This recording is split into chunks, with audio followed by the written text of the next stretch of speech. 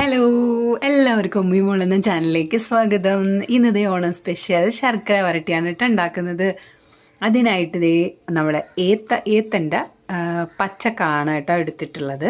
2 എണ്ണം എടുത്തിട്ടുണ്ട്. അതിൻ്റെ തൊലിയൊക്കെ ചെത്തി വൃത്തിയാക്കി എടുക്കുകയാണേ. എന്നിട്ടത് നടുവേ 2ആയിട്ട് കട്ട് ചെയ്തു കേട്ടോ. എന്നിട്ട് അതിനെ 2ആയിട്ട് വീണ്ടും കട്ട് ചെയ്തിട്ട് ചെറിയ ചെറിയ കഷ്ണങ്ങളാക്കി നുറുക്കി എടുത്തു കേട്ടോ.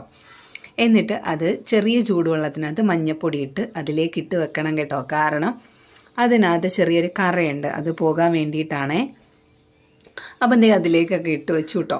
ഇനി അതൊന്ന് കറയൊക്കെ മാറി സെറ്റായി വന്നിട്ടുണ്ട്. ഇനി നമുക്ക് ശർക്കരയാണ് കേട്ടോ അടുത്ത ആവശ്യമുള്ളത്. ശർക്കര കുറച്ച് എടുത്തിട്ടുണ്ട്, അത് പാനിയാക്കാനായിട്ട് വെച്ചിട്ടുണ്ട്. ഇനി നമുക്ക് ഓയിൽ ചൂടാക്കാൻ വെക്കാം കേട്ടോ. ഓയിലിലേക്ക് നമ്മൾ കട്ട് ചെയ്ത് വെച്ചിരിക്കുന്ന പച്ചക്ക അതുപോലെ പറക്കിയിടുക കേട്ടോ. അത് നന്നായിട്ട് ഗോൾഡ് ബ്രൗൺ കളറിൽ വരണം കേട്ടോ. ഇതിൻ്റെ ഇടയ്ക്ക് വാഴയ്ക്കപ്പം ചായയൊക്കെ ഉണ്ടായിരുന്നു കേട്ടോ.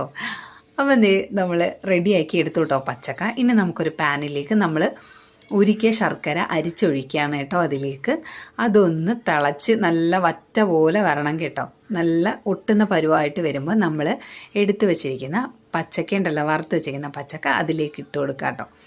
എന്നിട്ട് നന്നായിട്ട് ഇളക്കുക. ഇനി ഇതിലേക്കുള്ള കൂട്ട് തയ്യാറാക്കാം കേട്ടോ. മിക്സിയുടെ ജാറിലേക്ക് കുറച്ച് പഞ്ചസാര, പിന്നെ ചുക്ക് പൊടിച്ചതാണേ, ചുക്ക് പൊടിച്ചതും പിന്നെ കുറച്ച് ചെറിയ ജീരകപ്പൊടിയും കൂടി ഇട്ട് കൊടുക്കുന്നുണ്ട്. ഇതൊന്ന് ക്രഷ് ചെയ്തെടുക്കണേ.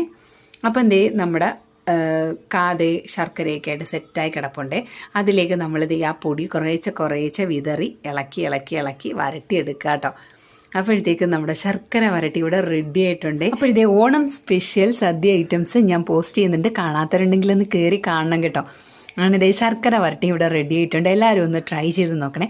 അപ്പോൾ വീഡിയോ ഇഷ്ടപ്പെട്ടെങ്കിൽ ലൈക്ക് ചെയ്യാനും ഷെയർ ചെയ്യാനും, കൂടാതെ ഉമ്മിമോളും എന്ന ചാനൽ സബ്സ്ക്രൈബ് ചെയ്യാനും മറക്കുകയും ചെയ്യരുത് കേട്ടോ. അപ്പം പുത്തൻ വീഡിയോ കാണാം. അതുവരെ ബൈ.